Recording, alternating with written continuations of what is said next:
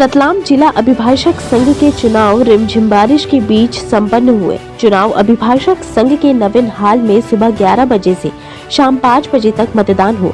चुनाव में अध्यक्ष पद के 4 उम्मीदवार, उपाध्यक्ष पद के 3 उम्मीदवार, सचिव पद के 2 उम्मीदवार, सह सचिव पद के 4 उम्मीदवार, पुस्तकालय सचिव के 3 और कोषा अध्यक्ष के 2 मित्रों के बीच में संघर्ष हो रहा है। अध्यक्ष पद के लिए दीपक जोशी, अभय शर्मा, विमल छिपानी, शांतिलाल चौधरी के बीच मुकाबला है। मुख्य चुनाव अधिकारी संतोष त्रिपाठी, सहायक चुनाव अधिकारी पंकज भिलाला, जेपी भट्ट, प्रीति सोलंकी तथा अन्य सहायक शैलेंद्र सिंह सोलंकी, धर्मेंद्र पांडे, शैलेंद्र राठौर, अभिभाषक संघ के कीडी बैरागी, पप्पू और कुंजा लाल के देख रेख में हुआ।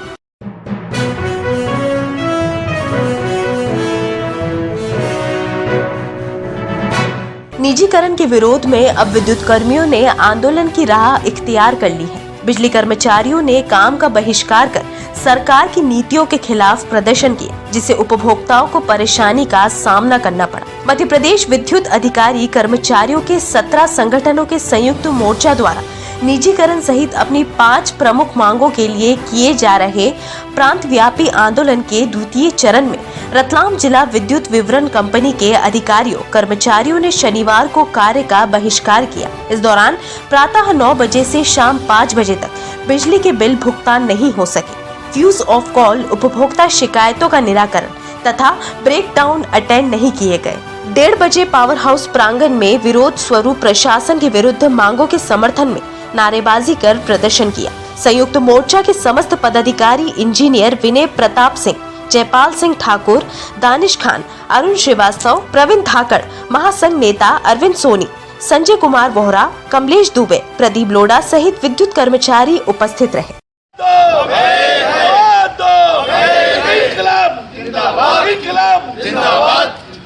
संयुक्त मोर्चा जिंदाबाद, संयुक्त मोर्चा जिंदाबाद। अरे निजीकरण कौन रोकेगा? हम रोकेंगे, हम रोकेंगे। अरे निजीकरण तो धोखा है, धोखा है, धोखा है। निजीकरण तो धोखा है, धोखा है, धोखा है।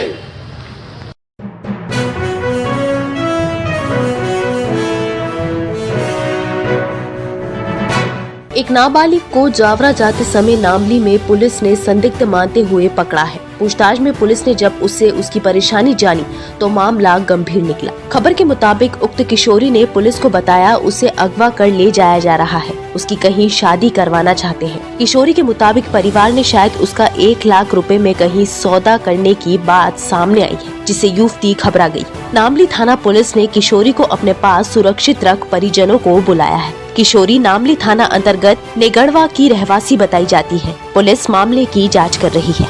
तब मैं इनसे घर पर मेरा चाहती है, मुझे पुनः ले जा रहे। क्या पता सर, इनके पापा बोले कि इससे शादी कराना चाहते हैं।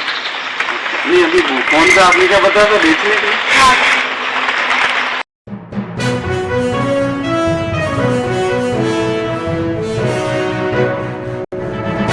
प्रदेश की नगरीय प्रशासन और आवास मंत्री एवं जिले के प्रभारी मंत्री ओपीएस भदौरिया ने कहा कि दीपावली के पहले रतलाम शहर के नागरिकों को सड़कों के गड्ढों से मुक्ति मिल जाएगी। 20 करोड़ की लागत से शहर की सड़कों का कायाकल्प किया जाएगा। यही नहीं, गुणवत्ता का पूरा ख्याल रखते हुए थर्ड पार्टी इंस्पेक्शन कराया जाएगा। जिला प्रभारी मंत्री ने प्रधानमंत्री गरीब कल्याण अन्न योजना अंतर्गत निःशुल्क राशन वितरण के लिए अन्न उत्सव कार्यक्रम का आयोजन की जानकारी भी दी। शहर में सड़कों की खस्ता हाल पर पत्रकारों के सवालों के जवाब में प्रभारी मंत्री श्री भदौरिया ने कहा कि उनकी इस संबंध में अधिकारियों से चर्चा हुई है। शहर में चल रहे सीवरेज और अन्य कार्यों की वजह से नई सड़कें नहीं बन पाई थी। अब दीपावली के पूर्व सड़कों की मरम्मत और जहां नई सड़कों की जरूरत है वहां नई सड़कें बनाई जाएगी। 20 करोड़ की लागत से शहर में सड़कों के निर्माण का कार्य होगा। तो सारा सर्वे करके और उनके टेंडर अभी लगा रहे हैं। और 15 अभी बारिश में डामर का काम तो होगा नहीं। बारिश का खुलते ही वापस से जहाँ सीवरेज से बैठ गई या कई सड़कें उन्होंने रिपेयर भी करी थी, उसको जिनको नहीं बनाना उसको नहीं बनाएंगे, जिसपे पेचवर्क होना उसको पेचवर्क करेंगे। टोटल 20 करोड़ के आसपास का पूरे नगर की सड़कों के ऊपर से काम अपन प्रारंभ करेंगे।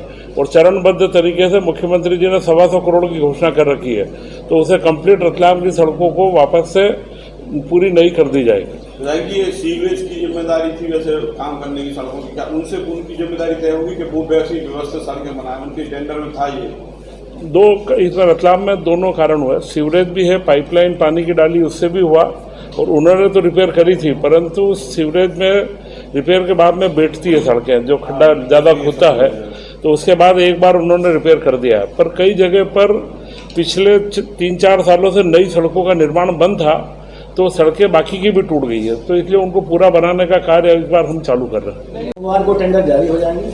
जैसा कि माननीय मंत्री जी ने कहा, दिवाली में आपको सड़कें अच्छे स्वरूप में दिखेंगी। 1 अक्टूबर से काम शुरू करने का लक्ष्य है।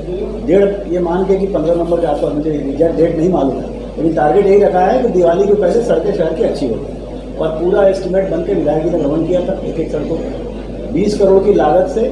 और इस बार हम पहली बार नगर निगम के कामों में हम थर्ड पार्टी इंस्पेक्शन रखेंगे, एक अलग टेंडर करके एक नई टीम रखेंगे जो गुणवत्ता का परीक्षण करेगी, उसके बाद ही भुगतान।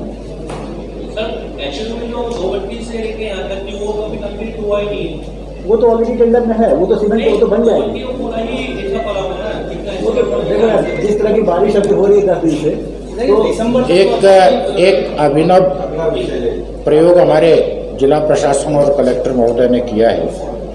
लगभग 1553 पट्टाधारी थे आदिवासी, जिनको पट्टा राज्य शासन ने उपलब्ध कराया था। तो ये सुनिश्चित किया है कि ये वो जो पट्टेदारी हैं, उनको जो जमीन दी है उसके विकास के लिए किसी न किसी तरह से जिला प्रशासन उनके लिए काम करेगा। वो जो जमीन उनको पट्टा की गई है उसमें कुआं, मेड़बंधान, खेत तालाब, वृक्षारोपण, भूमि सुधार और कई तरह के अभिनव प्रयोग किए जाएंगे। इसका मकसद ये है कि वो जो आदिवासी गण हैं जिनको पट्टा किया गया है, एक तो उनके आय का स्रोत विकसित होगा, भूमि का विकास होगा और रोजगार के नए अवसर उपलब्ध होंगे। तो ये एक अभिनव और महत्वपूर्ण प्रयास है जो जिला प्रशासन द्वारा 1553 लोगों को पट्टे मिले थे वनाधिकार के, जिनके पास पहले से वन भूमि पे 2005 के पहले का कब्जा था रतलाम जिले में। हमारा लक्ष्य ये है कि उस हर जमीन पे, जैसे आदिवासियों की जमीन है, उस पे कई जमीन उबड़ खाबड़ होगी, पानी की सुविधा नहीं होगी, तो हर जमीन पे कुछ न कुछ काम शासन कराए, मनरेगा दूसरी योजना के तहत। या तो कपिलधारा कुआं बनेगी, मेड़बंधान बनेगा, जमीन सुधारी जाएगी, वृक्षारोपण होगा, और मतलब रहेगा कि खुद ही वो अपनी मजदूरी करे, उसका भी उसको मनरेगा के तहत पैसा मिले और उसकी खेत भी सुधर जाए। शासन की योजनाओं से विकसित किया जाएगा। शासन की योजनाओं से। और हमारा लक्ष्य है कि कम से कम हर जमीन पे कम से कम 50,000 रुपए का खर्च हो उससे जमीन के सुधार में। कई पट्टाधारियों ने अपनी जमीन पट्टे की बेच दी है। नहीं, वनाधिकार वाली जमीन तो रिकॉर्ड में दिख ही नहीं सकती।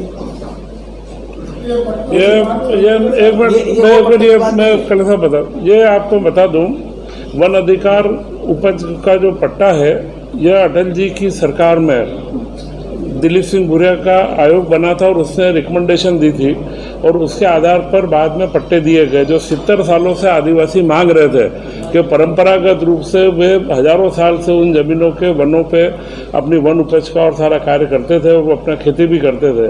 तो ये पट्टे जो मिले हैं ये अनट्रांसफरेबल है, और उन पट्टों पर वो मालिकाना हक नहीं है, पर उपज का उनको अधिकार है, वो वहाँ पर खेती कर सकते हैं। भूमि के पट्टे वो है, भूमि वन भूमि है, और वहाँ पर ये पट्टे, ये पहली बार अटल जी की सरकार से हुआ और फिर शिवराज सिंह जी की सरकार में इसका गहन रूप से कार्य किया। और आज जो रतलाम में बात रखी गई है, ये 1500 पट्टाधारियों को एक अभिनव कॉम्बिनेशन कर रहे हैं। मनरेगा के साथ में उनकी आजीविका, वाटर हार्वेस्टिंग, पानी का उनको साधन मिले, क्योंकि अभी वहाँ पर कुएं खोदना ये सारे रुके हुए थे, वो सारी की सारी प्रक्रिया खोल के, और ये आदिवासियों के लिए एक नया द्वार, जिसको हम कह सकते हैं नया शुरुआत है।